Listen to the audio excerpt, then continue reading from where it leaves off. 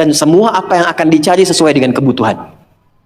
Maka saya kembalikan, kenapa yang pertama yang dilatih adalah sholat, dan itu mutlak bagi seorang perempuan. Karena nanti curhatan terbesar ibu ketika menghadapi tantangan dalam rumah tangga, itu akan banyak persoalan-persoalan yang diringankan oleh Allah ketika ibu optimal dalam sholatnya. Contoh, tuliskan Quran surah ke-12 ayat 85. Ibu kenal Nabi Yakub?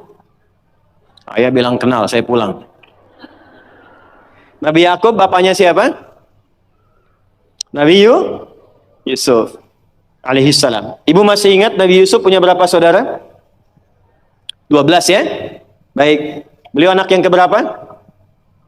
Anak yang ke-11 dari ibu yang ketiga. Adiknya Bunyamin. Secara singkat, Nabi Yusuf kemudian oleh saudara-saudaranya punya persoalan, lalu berpisah dengan keluarga.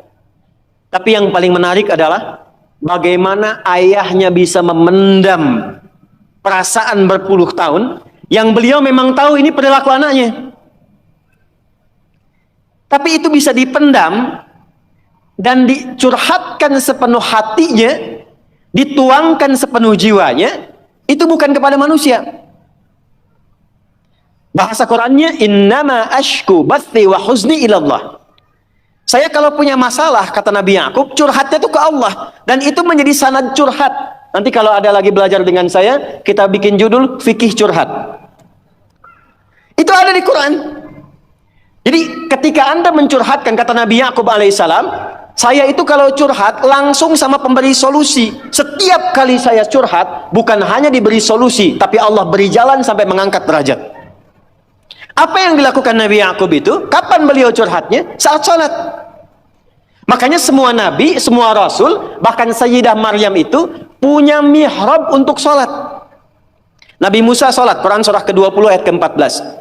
Nabi Isa sholat, Quran surah ke-19 ayat 31 sampai 33. Nabi Ismail sholat, bahkan minta keluarganya sholat, Quran surah ke-19 ayat 55. Nabi Zakaria saat minta keturunan sama Allah, padahal kata medis gak mungkin punya keturunan. Itu curhatnya saat sholat.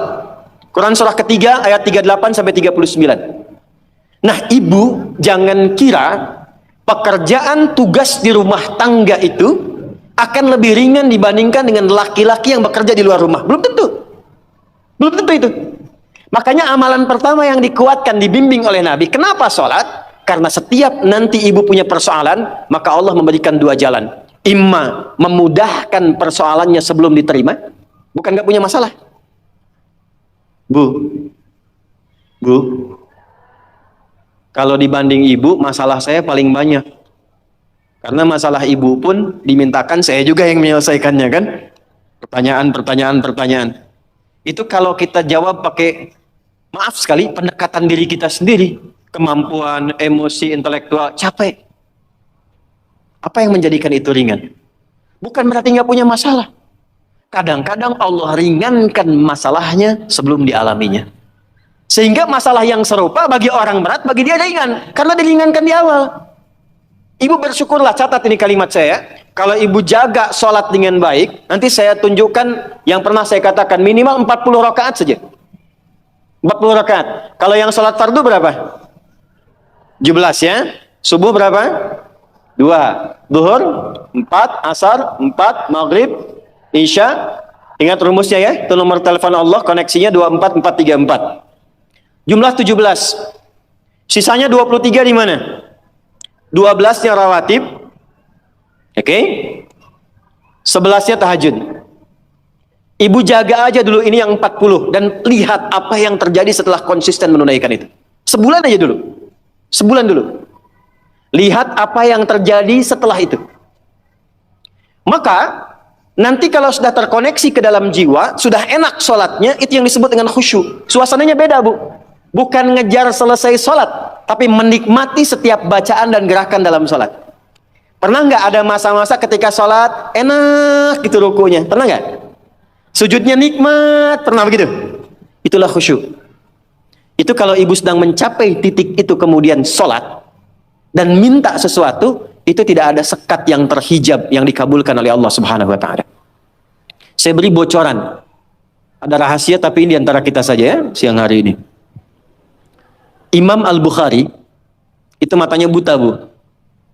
Dari usia 4 tahun. Usia 2 tahun ayah meninggal, usia 4 tahun matanya buta permanen. Secara medis nggak mungkin sembuh. Apa yang dilakukan? Singkat saja, Al-Bukhari kecil menghafal Quran, lalu datang ke ibunya, saya ingin belajar hadis. Kata ibunya, cukupkan dengan Quran dulu, nanti baru kemudian belajar hadis.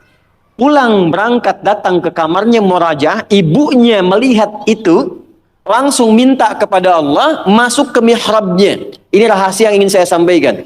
Mihrab itu tempat khusus yang hanya digunakan untuk ibadah, khususnya sholat. Dan itu bisa mempercepat terkabulnya doa. Dalilnya Quran surah ketiga Ali Imran ayat 37, paling kiri sebelah bawah di pojok. Mihrab. Bukan hanya di masjid, Bu. Makanya kenapa imam di masjid punya mihrab? Kan imam kalau ngimamin di mihrab kan? Karena imam yang mimpin doa. Kalau imamnya benar, bagus, di mihrab cepat terjawab. Nah, ibu tidak harus ke masjid. Di rumah bikin satu tempat. Kalau ada kamar bagus, kalau nggak ada pun bentangan sejadah aja. Saya dulu saat pulang pertama awal menikah, kita ngontrak dipetakan itu nikmat sekali. Ya, salah satu ibu jangan, saya tuh menikmati dimanapun kita tinggal. Saya awal menikah, Bu, dengan istri itu menikmati satu, ada kasur yang ukuran yang paling kecil apa ya? Yang kalau tidur cuma buat seorang gitu. Ada ya? Saya nggak hafal lah pokoknya itu ya. Jadi kalau saya pulang, kemudian istri saya bangun, Bu ya tidur katanya. Ah enggak, saya di lantai aja. Oh enggak katanya, saya gerah, saya yang di lantai. Tapi kami menyempatkan membuat satu hamparan sejadah untuk mihrab. Itu untuk berdoa aja, untuk sholat aja, dikhususkan untuk ibadah. Tidak ada satu pun yang diminta kecuali terjawab. Dan sampai sekarang kita nggak pernah membedakan di mana kita tinggal beraktivitas. Tapi dari ujung kepala sampai ujung kaki nyaris tidak pernah beli. Ini saya nggak beli, Bu. Ya, tapi kalau ada yang baru biasanya yang sudah ada saya lepas. Kemarin saya lepas satu, datang 2 peci. Ini nggak beli ini. Sampai ke bawah, sampai ke sendal tuh, nggak beli. Ini kacamata kalau ada model baru tiba-tiba datang, saya nggak tahu dari mana. Ujung kepala sampai ujung kaki. Itu mihrab. Yang mau saya katakan, ibu jangan lihat saya. Allah berikan kesempatan yang sama untuk semua hamba. Curhatkan di situ, ibunda Imam Al-Bukhari masuk ke mihrabnya, sholat 2 rakaat. Memohon kepada Allah supaya disembuhkan mata anaknya, berdoa sampai tertidur. Secara singkat begitu selesai sholatnya, tertidur dalam doanya, tiba kemudian anaknya mengalami sesuatu yang luar biasa, sedang murajaah surat Qaf, tiba-tiba terbuka matanya bisa melihat kembali. Jadi ketika ibu sholat dan punya mihrab, jangan dikira itu biasa. Itu yang bisa meringankan suami dalam kesulitan. Ibu siapa yang tahu suami ada yang ganggu di kantornya? Ada yang iseng, ada yang ingin jatuhkan dalam persaingan. Kadang-kadang suami laki-laki, sekretarisnya laki-laki perempuan. Perempuan, ruangan sampingan, ketemu ibu cuma 4 jam, sekretaris dampingi 8 jam. Itu kalau nggak punya filter dalam jiwanya, nggak ada burhan yang ibu titipkan lewat doa, itu nggak mudah. Dari mana ibu bisa pastikan proyek suami itu halal? Dari mana ibu bisa pastikan uang yang dibawa itu benar? Ibu bisa titipkan kepada Allah. Mintakan kebaikan kepada Allah supaya menjaga dalam kebaikan suami ketika bertugas. Itu bisa dilakukan dalam sholat. Ibu sekolahkan anak di SD misalnya. Ibu tungguin atau ibu tinggal? Ditinggal. Ibu yang mengandung 9 bulan. Ibu yang memberikan ASI hampir 2 tahun atau 2 tahun. Dididik di baik-baik, sehat, hafal juz amma sebelum sekolah. Tiba-tiba ibu titipkan di sekolah dengan lingkungan yang ibu belum bisa jamin. Jadi baik nggak anaknya? Siapa yang bisa menjaga anak ibu? Kalau ibu jawab Allah, hubungan ibu dengan Allah baik nggak? Demi Allah saya katakan, betapa banyak seorang ibu yang sudah menyiapkan anaknya baik, tiba dia ke sekolah kok anaknya berubah. Kata-katanya jadi nggak betul, perilakunya jadi menyimpang, susah diingatkan. Siapa yang bisa menjaga itu? Saya tunjukkan satu kisah yang luar biasa. Bu, kalau ada 10 rapat, 9 memilih A, yang 1 memilih B. Yang diikuti yang mana? Ini rapat ya. Ada rapat menentukan 2 pilihan. 9 memutuskan A, 1 memutuskan B. Pilih mana? A kan? Yang 9 ya. Tapi yang terjadi, yang satu yang diikuti, yang 9 ditinggalkan. 10 saudara Yusuf rapat. Yang 9 mengatakan, uqtulu Yusuf, bunuh aja Yusuf. Penyebab kita itu kurang dapat perhatian dari ayah kan Yusuf. Kalau Yusufnya nggak ada, perhatian ke kita semua. 9 memutuskan bunuh Yusuf. Satu mengatakan, jangan dibunuh. Lemparkan aja ke tempat gelap. Yang penting kan Yusufnya nggak ada. 9 memilih A, 1 memilih B. Dan biasanya setan kalau menggoda itu nggak akan tanggung, langsung ke tingkat tertinggi. Tapi apa yang terjadi? Yang dipilih ternyata yang 1. Oke, kita sepakat gak usah dibunuh, lemparkan. Alqihi fi ghayabatil jubbi yaltaqituhu ba'da sayyarah. Lemparin aja ke tempat gelap. Apa yang menjadikan mereka terjaga sehingga tidak jadi membunuh Yusuf dan alih-alih membunuh menempatkan di tempat gelap? Ternyata itu adalah doa orang tuanya yang sering menitipkan anaknya kepada Allah. Ibu nganterin anak ke sekolah, dititipkan nggak sama Allah? Atau cuman bye-bye, salaman, lepas, tinggal, pulang? Titipkan bu, doakan. Di sekolah kami, dari mulai PAUD, pendidikan anak usia dini, di KB, itu hari pertama bukan cuma ibunya, ayahnya mesti ngantar. Datang, hal pertama yang dilakukan anaknya untuk membisikkan di telinga ayahnya akan bekerja. Ayah, doakan ya Nanda belajar. Ayah, Nanda doakan sukses bekerja, tapi tolong jangan cari rezeki yang haram ayah ya, yang dibawa ke rumah. Itu dibisikkan oleh anak yang usia 4 tahun. Dan tidak ada adegan yang terjadi kecuali air mata yang berlinang, memeluk, mencium, kemudian pamit. Itu menjaga. Menjaga. Perbaiki sholat dulu bu. Nah nanti dari sholat itu, ibu nggak bilang pun nanti Allah tanamkan kepada anak, kepada suami segala kebaikan. Itu kurikulum pertama. Saya sering ceritakan di berbagai tempat, seorang anak yang nggak pernah mau sholat. Saya ngasuh pesantren dulu di Jakarta. Seorang ibu datang, wajahnya sendu mengatakan, Ustadz, anak saya nggak mau sholat. Sekolahnya apa bu? SMP. Ibu udah ingatkan berkali-kali. Sudah nggak usah diingatkan lagi. Malam ini ibu sholat aja di kamar anak ibu. Masuk ke kamar anak ibu, sholat di sampingnya, nggak usah diminta bangun. Sholat di sampingnya, lalu mohon kepada Allah, ya Allah engkau titipkan dia dalam rahimku. Aku yang mengandung, aku yang melahirkan, aku yang merawat. Ringankan hisabku di akhirat kalau memang jauhnya dia dari Allah karena sebabku. Ibu minta sama Allah, nggak usah bangunkan, nggak usah ingatkan. Nanti 3 hari lagi, ibu kesini lagi, kita lihat apa yang terjadi. Hari ketiga, dari kejauhan, ibu itu teriak gembira, Ustaz, saya masih ingat. Dan membawa seplastik nasi uduk. Wah ibu kok senang sekali. Anak saya sudah sholat. Kok bisa sih bilang.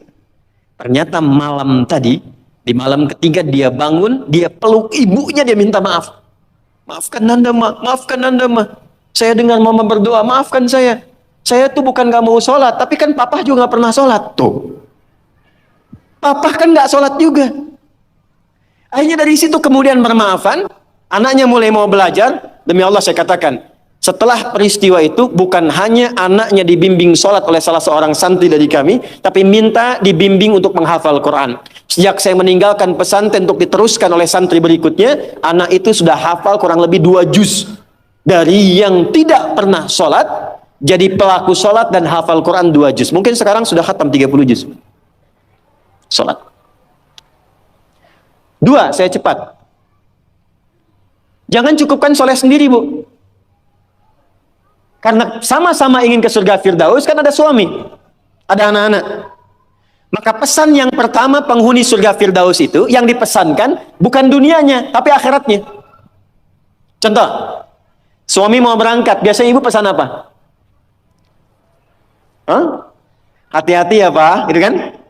Ya, sukses ya. Pernah nggak ibu bilang pertama kali yang disampaikan, ayah jangan lupa sholat ya? Pernah nggak? Tuh. Sekarang hari apa? Yang ke masjid siapa? Laki-laki perempuan? Yang ke masjid suami ibu, yang ke masjid laki-laki. Pernah nggak ibu siapkan pakaiannya? Pernah, bagus. Pernah nggak siapkan parfumnya? Bagus, tapi pernah nggak ibu bisikkan di telinganya, Pak, nanti pas khatib duduk di antara dua khutbah, doakan rumah tangga kita samara sampai surga ya? Pernah nggak? Belum. Padahal di situ ada pesan kuatnya, di situ ada hikmah indahnya. Jadi ternyata sholat itu ketika dimunculkan ciri pertama, kita kemudian tebarkan ke semua anggota keluarga. Anak-anak yang di pesantren boleh angkat tangan. Siapa ibu yang anaknya di pesantren? Boleh angkat tangan. Oke, turun lagi. Suka nelpon kan ya? Nanya ya? Baik, yang pertama ditanya apanya? Apa kabar? Bekal cukup? Belajar bagaimana? Ya? Baru jangan lupa sholat ya. Balik, telepon, sudah sholat belum? Akhiratnya dulu. Kan penghuni surga Firdaus. Sudah sholat belum? Sudah belajar? Baru makan. Tutup di akhir. Jangan lupa ranking 1 ya. Dan ini akan menjadi pembeda, Bu. Saya 97 masuk pesantren. Ayah saya meninggal. Ibu apa adanya. Kalau saya cerita kita berhenti ta'lim. Jadi saya agak percepat. Saya jaga komitmen sholat ini sampai satu ketika bekal habis. Mungkin ibu saya lihat ini. Karena ibu saya biasanya tak pernah meninggalkan saya live, pasti lihat. Bekal habis, saya lari ke wartel, saya telepon. Ma, bekalnya habis. Apa jawab ibu kami? Dan saya tahu itu nggak ada bekal. Kata ibu kami, sabar ya nak. Mungkin setelah ini Allah akan bantu, mungkin ada yang datang membantu dan seterusnya. Sabar dulu. Iya ma, tutup, bismillah, sabar. Itu nggak nunggu lama, keluar dari wartel, datang paman ngasih uang saku untuk sebulan. Dan itu bukan 1-2 kali terjadi. Ketika ibu menitipkan curhatnya kepada Allah, membangun konektivitas dengan anak dan suami serta keluarga, yang linknya tersambung ke Allah, maka Allah akan berkenan menjaga di setiap keadaan tanpa celah sedikit. 2, agak cepat. Masih poin sholat dulu. Subuh jam berapa tadi?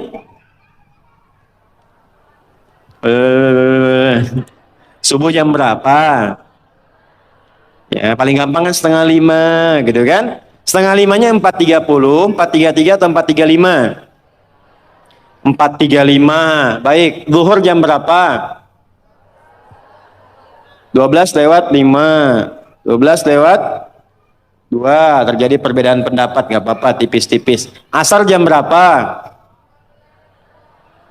15:20. Maghrib jam berapa? Isya jam berapa? Baik. Baik. Anak-anak sekolah jam berapa? Dulu. Tidur jam berapa? Suami kasih untuk belanja tanggal berapa? Hafal ya untuk dunia ya. Bu, kalau cuman hafal waktu sholat, itu iman standar. Surganya standar. Penghuni surga Firdaus, dia menyiapkan sebelum waktunya. Oleh karena itu pulang dari sini, jangan sampai di rumah nggak ada jadwal sholat, Bu. Print out, bikin. Saya suka tempelkan di dinding rumah, di kamar, kadang-kadang di meja makan, sehingga begitu yang terlihat sebelum nunggu menu makan, waktu sholat. Jelas? Oke. 2. Walladzina hum 'anil lagwi mu'ridun. Agak cepat. Kita nanti akan bahas 3 saja. Walladzina hum, orang-orang yang menginginkan surga Firdaus itu, 'anil lagwi, dari hal yang tidak penting, yang tidak ada manfaatnya, mu'ridun, dia hindari. Saya ulang ya. Dari segala hal yang tidak bermanfaat, dia menghindar. Menghindarkan diri dari segala yang tidak penting. Jadi penghuni surga Firdaus itu orientasinya yang bermanfaat saja. Yang penting apa?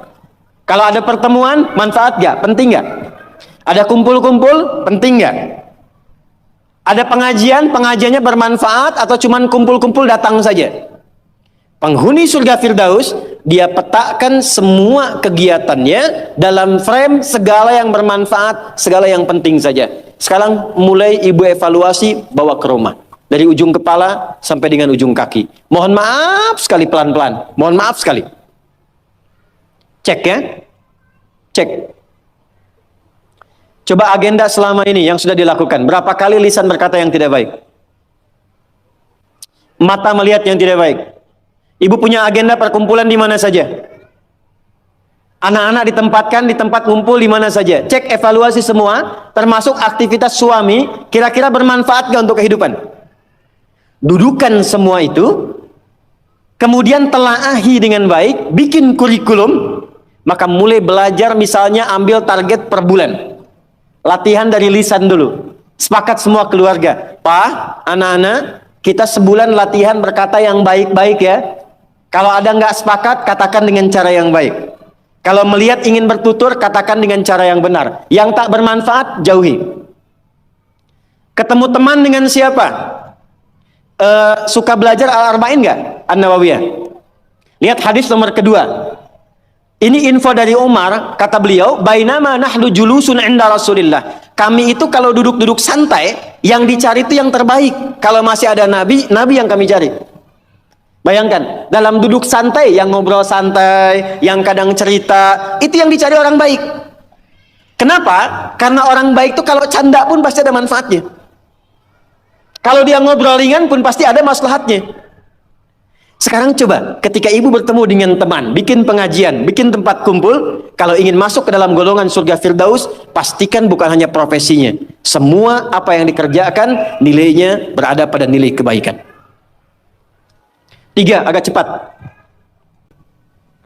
Walladzina hum lizzakati fa'ilun.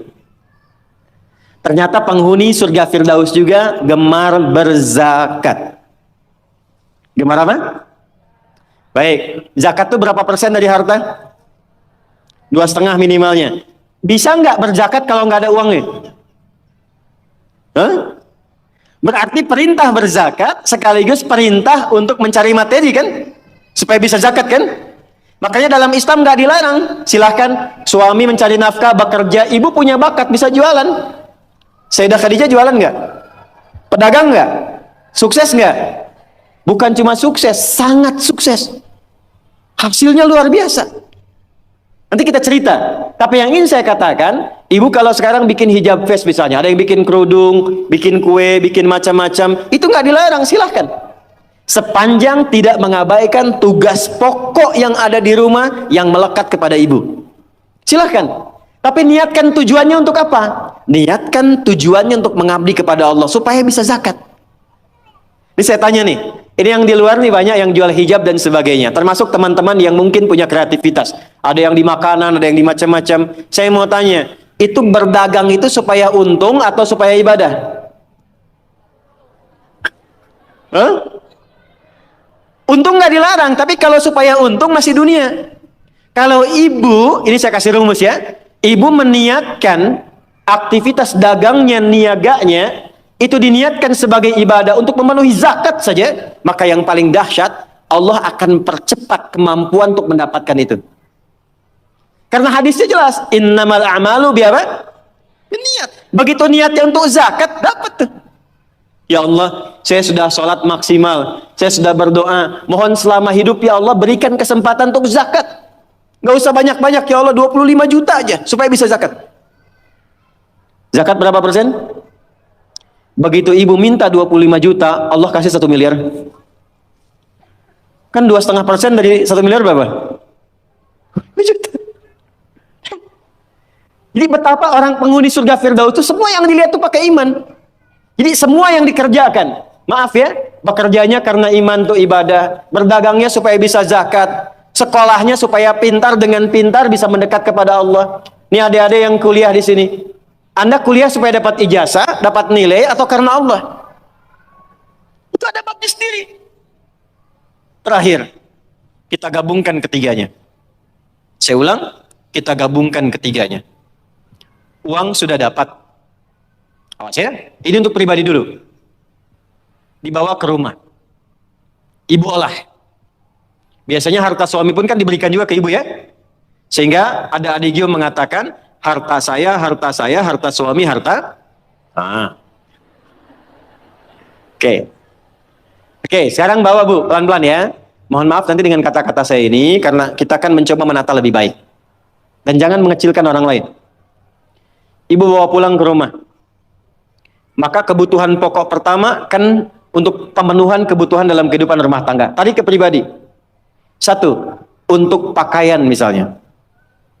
Karena kita sekarang menaikkan level seperti Sayyidah Khadijah. Berpakaian yang bukan hanya pantas. Tapi Allah sukai dan menjadi support untuk suami. Maka perhatikan pakaiannya. Apakah cara berpakaiannya dan koleksi pakaian yang sudah dikumpulkan itu betul-betul menunjukkan pakaian yang disenangi oleh Allah. Contoh, perempuan berjilbab atau tidak? Saya ulang, berjilbab atau tidak syariatnya? Yang sudah berjilbab, pertahankan. Yang belum kita bantu, doakan, terangkan tentang keutamaan, keistimewaan jilbab. Saya berikan rahasia besar di sini karena ini tentang hijab face. Ternyata, saking pentingnya jilbab itu, bukan hanya di dunia, di alam kubur pun ketika meninggal, kain kafan perempuan ditambah satu. Yang laki-laki nggak punya. Apa itu? Kerudungnya. Saking pentingnya. Jadi ketika dalam kehidupan dunianya pun misalnya belum mengenakan sepenuhnya, itu saat pulangnya mesti dipakaikan kerudungnya dalam kafannya. Sebetulnya apa fungsi jilbab itu? Yuk, kita tarik dulu pelan-pelan. Buka Quran surah ke-33 Al-Ahzab ayat 59. Nanti setelah itu saya tarik kepada suami untuk mensupport. Surah ke-33 Al-Ahzab ayat 59. Ada ayatnya, ya ayyuhan nabiyyu qul li azwajika wa banatika wa nisa'il mu'minin. Ada? Yudnina min jalabibihinna. Dzalika adna an yu'rafna fala yu'dzain. Ada? Asalnya Bu, sebelum ayat ini turun, itu masih ada yang berkerudung, masih ada yang tidak berjilbab. Biasa saja. Tapi tiba-tiba ada kejadian. Perempuan muslimah malam-malam ingin ke toilet diganggu oleh preman-preman Madinah dari Yahudi. Maka dilaporkan kepada Nabi, turun ayat ini. Maka Allah sampaikan, ya ayyuhan nabi, wahai Nabi, kulli azwajika, mulai hari ini, sampaikan pada semua istrimu, wa banatika, anak perempuanmu, dan nisa'il mu'minin, bukan cuman perempuan, nisa'il mu'minin, perempuan-perempuan yang memang merasa punya iman, yang yakin dengan anugerah Allah. Yudnina min jalabibihinna, mulai detik ini kenakan jilbab oleh mereka. Dzalika adna an yu'rafna, maka ketika jilbab dikenakan, aku akan perhatikan sebagai identitas untuknya. Di identitas ibu sebagai perempuan di hadapan Allah itu, salah satunya ketika ibu mengenakan jilbab yang dikenakan itu. Dengan model apapun. Tapi belum berhenti ayatnya, belum berhenti. Perhatikan kalimatnya. Asa ayyurafna, maka ketika dia kenakan jilbab itu, semua mesti kenali. Dialah perempuan yang beriman. Fala yu'dzain, dan setiap laki-laki yang beriman mesti punya komitmen melindungi dan menjaganya. Jadi ketika ibu kenakan jilbab itu kami yang laki-laki, yang pria-pria mukmin ini, itu terikat dengan komitmen kepada Allah. Kalau ibu ada yang ganggu, ada kesulitan, kami mesti bantu. Itu asalnya. Di Allah turunkan ayat hijab jilbab itu bukan sekedar ingin menutup, tapi memberikan kemuliaan pada perempuan. Dan ini fikih jarang diketahui laki-laki juga. Jadi ketika ibu ke pasar nih ya, kesulitan misalnya, beli beras sulit, terlihat ibu pakai jilbab tuh. Itu laki-laki itu yang melihat itu langsung respon bantu. Dan Allah jadikan itu mengikat dalam fitrah hati setiap insan beriman. Itu poinnya. Sekarang ingin saya katakan, ketika Allah memberikan hadiah yang sangat luar biasa dan mengistimewakan, diambil nggak? Diambil nggak? Maka perhatikan, kalau di era Sayyidah Khadijah hasil niaganya diserahkan untuk dakwah Nabi, maka di era kita dibalik. Apa yang dihasilkan oleh suami diolah oleh istri perempuan, ada pendapatan dari istri dikumpulkan, coba dari situ kreasikan untuk membeli atau mendapatkan sesuatu yang Allah sukai. Punya anak perempuan, apa yang Allah sukai dari perempuan ini? Ibu kalau nggak percaya silakan ya, kasih makanan yang halal, kasih pakaian yang paling benar, nanti cek, masukkan dia ke sekolah Quran. Demi Allah saya katakan, tidak tunggu lama, dia akan cepat mendapatkan hafalan Qurannya. Karena ibu menyiapkan dia untuk mendapatkan kalam Allah dengan penampilan yang Allah sukai. Jelas? Oke. 4, sekarang kita masuk kurikulumnya.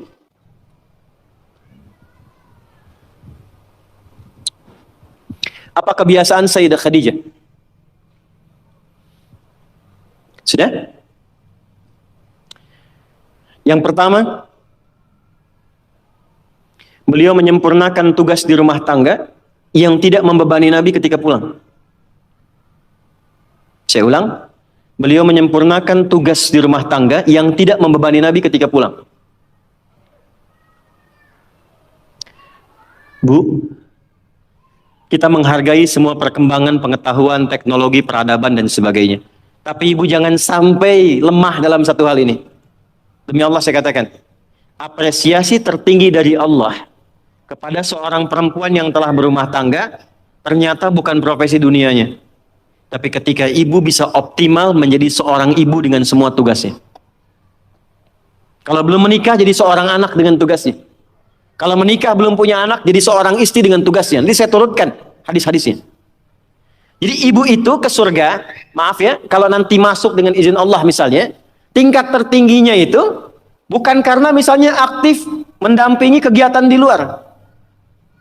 Bukan karena aktif punya kegiatan banyak dengan teman-teman, bukan. Yang paling utama itu di rumah, anak bagaimana? Sehingga ketika suami pulang, dia membawa satu hasil dari kegiatannya, dalam lelahnya dia menikmati candanya yang telah menyelesaikannya istrinya. Itu bu, setiap apa yang dikerjakan kalau benar demikian, perhatikan hadisnya di At-Tirmidzi. Idza shallatil mar'atu salataha wa shamat shamaha wa hafizat farjaha qila laha yaumal qiyamati udkhulil jannata min haitsu syi'ti. Kalau ada seorang perempuan nggak pernah sholat sunnah, cuma sholat fardu saja, nggak pernah puasa sunnah, puasanya Ramadan saja, dia menaati pada suaminya, menjaga kehormatan keluarganya, dia menempatkan tugas di rumah sebagai tugas utamanya. Maka apa yang terjadi? Qila laha yaumal qiyamati, dikatakan kepada perempuan ini saat kembali kepada Allah di yaumil hisab, udkhulil jannata min haitsu syi'ti, cepat langsung masuk surga dari pintu mana saja yang kamu kehendaki. Enggak ada hisab. Sekarang ibu nggak dilarang, silakan. Pengajian banyakin, optimalkan. Tapi dengan pengajian itu balik bawa ilmunya kepada anak. Kalau perlu aja. Kegiatan di luar silahkan. Tapi jangan sampai, maaf, ibu aktif di luar, tapi anak ibu dititipkan pada orang lain. Sehingga dia mendapatkan karakter dari perawatnya, bukan dari ibunya. Jadi wajar kalau dia nggak kenal ibunya. Wajar kalau nggak akrab. Wajar kalau dia mencari jati diri di luar. Karena dia nggak kenal ibunya. Nanti kalau saya dengan ayah, saya bicara fikih ayah. Sehebat-hebatnya ayah, sesibuk-sibuknya di luar, itu di Quran selalu dialognya anak dengan ayah, nggak pernah dengan ibu. Ibu pernah dengar misalnya ada dialog ibu dengan anak di Quran? Nggak ada. Selalu ayah, anak, ayah, anak. Kenapa? Karena fungsi ibu itu sudah di rumah yang paling utamanya. Maksud fungsi di rumah itu adalah capaian dengan anaknya optimal, kasih sayangnya, curhatnya diterima, perawatannya, candanya. Kenapa banyak dialog dengan ayah di Quran? Karena ayah kesibukan banyak di luar, jangan sampai karena sibuknya itu lupa dengan keluarga di rumah. Karena ternyata yang ditunggu anak itu adalah sosok orang tuanya. Nah sekarang sudah ayahnya sibuk, ibu ikutan sibuk. Apakah salah? Tidak. Salah itu ketika ibunya sibuk, anaknya tidak mendapatkan orang tuanya. Itu problemnya. Dan itu banyak ditemukan sekarang. Ibu silahkan, mau sebanyak apa sih mau dikumpulkan? Bangga kalau statusnya bisa diupdate. Bangga kalau sudah banyak penampilan bisa dirubah. Ibu nggak khawatir kalau anaknya mencari perhatian di luar. Ibu nggak pernah bahkan sempat menyapanya. Cuman ketemu, berangkat, tidur, ketemu lagi. Lalu apa yang mau dicari dari apa yang dikumpulkan itu? Saya ini kalau pulang, sejak saya punya anak pertama, sekarang punya anak yang kelima, tidak pernah saya pulang nyampe rumah dipanggil dengan panggilan yang biasa teman-teman panggil. Ustadz, Kiai, Syekh. Nggak pernah saya pulang datang rumah, Kiai, nggak ada. Ustaz, dari dulu anak saya ketika saya pulang datang, dia tunggu, bahkan ada yang nunggu sampai jam 11 malam. Anak usia 3-4 tahun nunggu sampai jam 10, jam 11. Buya kapan pulang? Saya kalau kemana pun ada tas bu yang saya bawa. Di dalamnya ada hasil karya anak kami yang paling kecil. Dia gambar-gambar lama, kasih love. Kemudian kasih kayak orang-orang yang dia gambar. Dia tuliskan, minta tolong kepada kakaknya nomor 2 yang perempuan. Tuliskan, I love you Buya. Dan dia cuma tunggu ayahnya. Yang dia pengen bapaknya. Jadi begitu pulang ke rumah, dia tunggu, dibuka pintunya. Buya! Gak pernah dia panggil Ustaz gitu. Gak ada. Ya, main kuda-kudaan yuk. Ya udah jadi kuda kita jam 11 malam. Tapi itu yang indah. Dan itu sesuatu yang sangat luar biasa. Nah, Sayyidah Khadijah itu sebelum Nabi pulang itu sudah hatam. Makanya kita belum pernah dengar kan kisah cerita Fatimah merewelkan Nabi. Pernah nggak? Umi Kulsum merepotkan Nabi? Nggak ada. Dan selalu silent kisahnya. Pulang ke rumah itu selalu kisah di rumah itu tenang. Nggak ada satupun bab problem rumah tangga Nabi dengan anak. Nggak ada. Siapa perannya? Sayyidah Khadijah, karena beliau mengerti optimalnya harus dari beliau. Sehingga ketika suami pulang, nggak ada diskusi beban lagi yang bertambah untuknya. Silahkan punya aktivitas di luar rumah. Tapi ibu akan dimuliakan sebagai seorang ibu, anak dan istri ketika pulang kembali ke akhirat lah. Itu satu. 2, saya agak cepat sekali. Yang pertama prioritas keluarga bu, anak. Untuk ibu ya. Selanjutnya, harta. Mohon maaf sebesar-besarnya. Sayyidah Khadijah, walaupun mendapatkan penghasilan dari aktivitas dagangnya, tidak pernah menjadikan bagian harta beliau hanya untuk dikuasai bagi pribadinya. Dan gak pernah ada perjanjian pranikah misalnya. Ya Muhammad SAW, saya nikah punya harta segini ya. Kalau nanti ada kejadian ini jangan diambil ya, nggak pernah. Apapun yang diusahakan, maka dikumpulkan menjadi satu untuk mensupport cita-cita mendapatkan yang tertinggi di hadapan Allah. Ibu apapun yang didapatkan kalau punya penghasilan, pendapatan dan sebagainya, dudukan jadi satu sebagai harta keluarga bersama. Rumuskan untuk anak-anak. Anak pertama mau kemana? Bikin tabungan, bikin persiapan. Anak kedua seperti apa? Anak ketiga bagaimana? Bicara dengan suami. Maka ini diantara ciri yang pernah diajarkan oleh Sayyidah Khadijah. Sekalipun dagangannya cukup banyak, tapi semua yang dihasilkan untuk mensupport kegiatan yang diarahkan pada tujuan yang sama, surga. Jelas? Oke, yang terakhir. Ini saya pun mengakui saya agak kurang di sini. Sehingga kalau istri saya lihat juga, insya Allah nggak akan protes. Meluangkan waktu untuk diskusi. Bicara, ngobrol. Saya ulang ya. Meluangkan waktu untuk diskusi, bicara, ngobrol yang saling menguatkan, bukan mengungkit kekurangan. Nabi Muhammad sibuk gak? Sibuk gak? Banyak tantangan gak? Tapi ketika pulang ke rumah, ngobrolnya itu dengan Sayyidah Khadijah selalu yang baik-baik, yang romantis, yang saling menguatkan. Gak pernah ada satupun kalimat tercatat di dalam lisan Sayyidah Khadijah, kenapa sih begitu sibuk? Datang ke rumah cuma bawa masalah. Kenapa sih gak punya waktu? Kenapa sih banyak kegiatan di luar? Tapi ketika pulang ke rumah, aku selalu mendukungmu. Nabi mengatakan kegiatanku ini, dan ini. Aku akan berangkat ke sini menemui si fulan. Baiklah, siapkan, optimalkan, Allah pasti melindungi. Sehingga semua kegiatan, beban yang dirasakan, itu ketika berangkat gak sendirian. Jadi beliau pun dalam sendirian pun merasakan aura-aura Sayyidah Khadijah. Mau berangkat kerja, merasakan pesan dari istri. Pulang dari situ, ditinggal pun istri merasakan pesan dari suami. Ini yang harus dioptimalkan. Dan ibu, apa yang terjadi? Ketika dimanapun suami beraktivitas dengan pola seperti ini, maka Allah menjaga ikatan pertalian rumah tangganya, sehingga dijaga dari sifat-sifat rentan yang kemungkinan bergeser atau menodai kehidupan rumah tangganya. Maaf, ini bahasanya agak halus ya. Jadi kalau ada godaan dari pihak lain itu, itu tidak mudah untuk mendapatinya karena kalimat istri sudah sampai pada jiwanya. Sepeninggal beliau pun ketika Sayyidah Khadijah meninggal, itu kemimpinya terbawa. Karena kenapa? Dialognya nyambung. Khadijah, Khadijah, Khadijah. Terbawa. Bisa nggak menciptakan suasana itu? Jadi kalau kita simpulkan, satu, tingkatkan hubungan dengan Allah lewat skema sholat dengan baik.